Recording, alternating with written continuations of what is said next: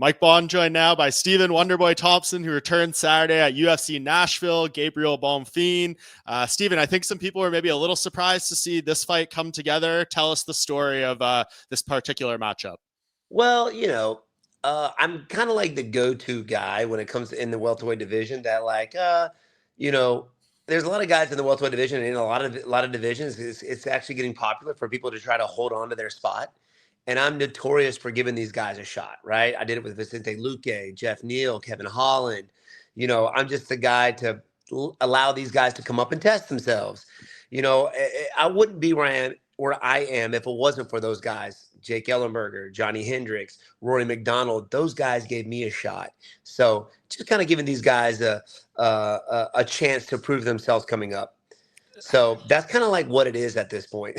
Yeah. I mean, it's so hard to just like not listen to you say that and then not think of, the whole John Jones, Tom Aspinall thing. Like that's what the sport was built on, right? Like the guys give you the chances coming up, and I don't want to make it a whole thing about John or whatever, but like when you look at something like that and see how you've managed your career, does that rub you the wrong way at all?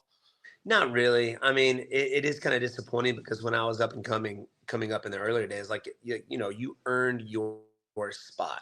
It didn't matter how popular you were. If you were ranked number one or whatever, or you just fought for the title and you didn't get it, you're going to get somebody who's deserving of that, or you know, you just got so many guys just trying to hold on to their spot now, and you can't become the best that you can be if you're doing that. If you're just holding on to it, you can't be scared to give these up and coming guys a chance. In fact, if you do beat those guys, it makes you look even better. You know what I'm saying? Like, I don't care where you're ranked in the UFC. You're a stud. Like, you're dangerous. Anybody, you can be in the top. You can be in the top five, number one contender. You can be at the very bottom of the totem pole. You're a dangerous guy.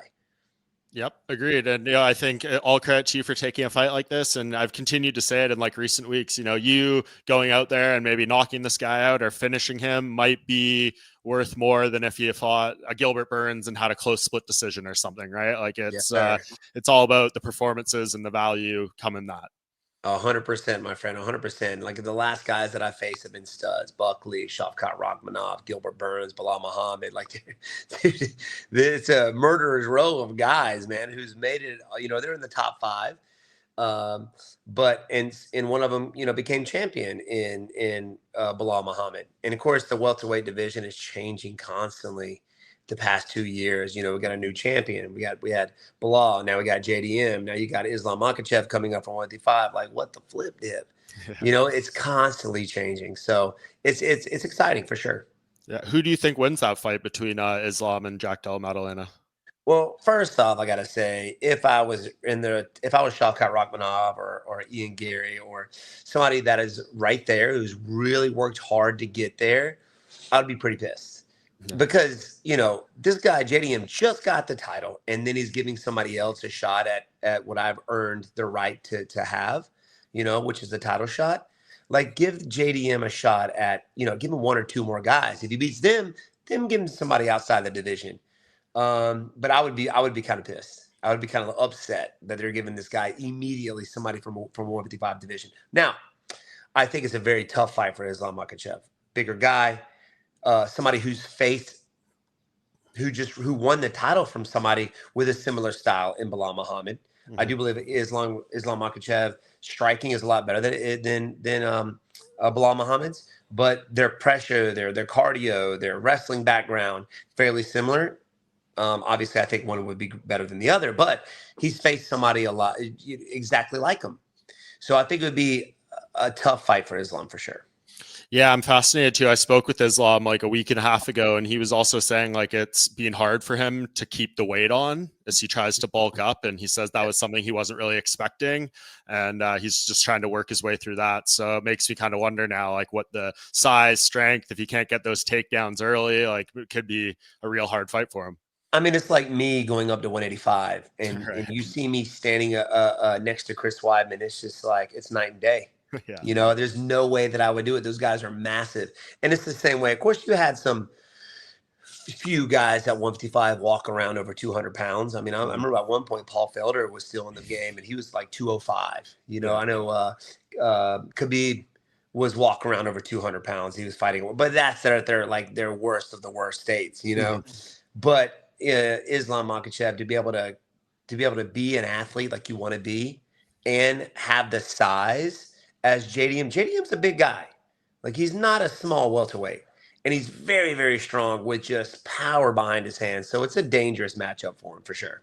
Yeah. So when you were saying like the other welterweights, you'd be kind of pissed. Are you saying that more so from like Jack's side, like he should have to defend his title against an existing welterweight? You don't have a problem with Islam doing what he's done, getting a title shot in his first fight at welterweight? I think for Islam, I think it's cool because I mean he's beat everybody. I mean, I would like to have seen him fight Topuria. Yeah. I would love to see that fight. How would that fight go? Like I'm just itching. My mouth is like salivating just thinking about that fight. Yeah. And then he goes up to beat a guy who just got the title. You know what I mean? Like, it just doesn't make sense to me. For JDM, I feel like if I was the welterweight, I would be like, guys, you give this guy one or two more guys. Let him earn this. Let him earn it a little bit. He just got the belt. Yeah. You know? Yeah. Definitely seems like a timing thing more than anything, but it'll be an interesting fight. So we'll see. What have you learned about Gabriel Bonfim through this camp? He comes out guns a-blazing. Comes straight. He's got one direction, and that's straight forward coming at you. And I've seen a lot of guys, like, he'll come at you hard, and guys kind of get overwhelmed. They shoot for the legs, and kind of like Kevin Holland. He's kind of like a counter wrestler. He waits for guys to shoot in. He darces and he guillotines them. He's not a strong wrestler, but he's got a few takedowns. I see him trying to hit me up against the fence, maybe try to body lock me, something like that. Now I think he's an intelligent fighter. I think he may have some tricks up his sleeves for this fight, but I'm ready for wherever the fight goes. What's it like being back in Nashville? Is it good memories, bitter, sweet? What do you? Good memories of the fact that the fans were awesome. Bad memories of the fact that the last time I was here, I got knocked out. Yes. Oh man, it was one of those. You know, I think it was the second round. You know, you're beating the crap out of somebody. My last fight, well, I wasn't beating the crap out of him, but I felt like I was winning the fight until I just wasn't. When it came to Pettis, I feel like I was beating him up. Like his nose was bloody. Pretty sure I broke it. And the next thing you know, I'm waking up in the back. Like, how did I get back here? But that's what makes this sport so freaking special, because you never know. It's a flip of a coin. You know, no matter where you're at. I mean, look at who would have thought Michael Bisping would have knocked out Luke Rockhold at that time? Nobody saw that coming. Nobody. So it's like one of those things, like, you know, and Buckley's a stud. Anthony Pettis was a stud as well. And he's fought some of the who's in his division. So it's understandable, you know, but it is disappointing when I look back. I'm like, no, I got to redeem myself being back in Nashville. Exactly. Yeah, there you go. No, the post-fight hospital video you put out that night was one of the all-time legend. Of course. That was amazing. Yeah, it was a Facebook Live thing. Yes. Remember when Facebook Live was like super popular? Yeah. Because we had so many people there, and for this one too, there's like my whole family, like everybody's going to be there. So which adds a little bit more pressure to you. But yeah, man, the good thing is, win or lose, man, my friends, my family, my fans are still going to love me at the end of the day. So I'm going to go out there and do what I do, baby. Yeah. What kind of weight do you put on this result, though, Stephen? I mean, you've lost 2 fights in a row a couple times in your career. Every time you've bounced back with an impressive win. So is that just your expectation here? Do you put initial weight on if things don't go your way? Where's your mentality at heading into what this fight means? No, for the longest time, you know, I was undefeated, and there was just so much pressure to try to stay undefeated. You know, now that it's happened, it's like a lot of weight off of your shoulders, you know. But you know, I don't worry about it. I go out there. I got a job to do. We got a game plan we got to stick to. It's Gabriel Bonfim who is standing in front of me Saturday night, and I'm gonna go out there. I'm gonna work him. I'm gonna put it on him. I'm gonna let the UFC and the fans know that Wonder Boy, being 42, the oldest guy in the UFC, can still do it. Damn, is that? I should know this. I'm the stat guy. Are you technically the oldest fighter on the roster now? I am. I'm the oldest fighter in the UFC. Fucking hell. Crazy. I know. I'm like a few weeks older than who was the other guy? Blachowicz.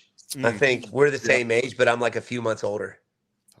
Feels like just yesterday you were head kicking Dan Stitkin. I know, right? I see that clip all the time. And it's like, dude, I look like a baby, man.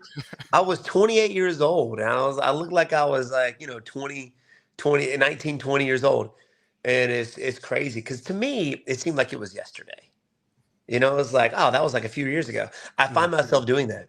Like I'm talking to buddies. Oh, we did that like last year. Like Steven, that was like 8 years ago. No, it wasn't last year. I'm like, what? I Are you know. kidding me?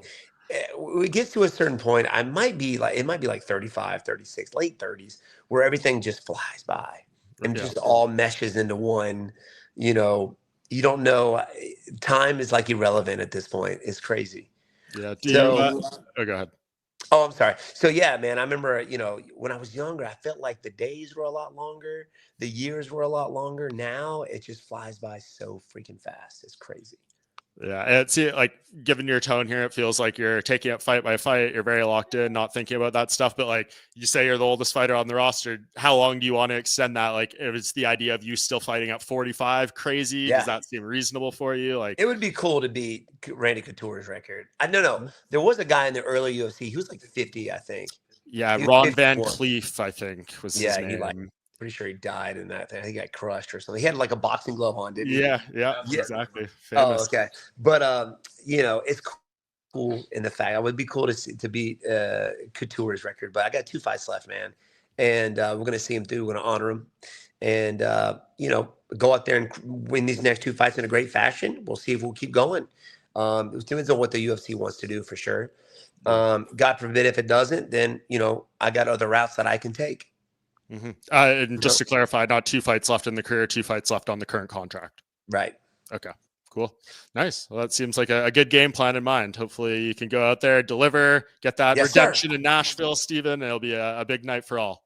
Thank you, brother. I appreciate you, man. All right. It's always great to catch up, man. And we'll definitely do it again in the future. So Anytime. You let me know when, and I'm there, brother. All right. Thank you, Stephen. Appreciate you, man. Yes, sir. Bye-bye.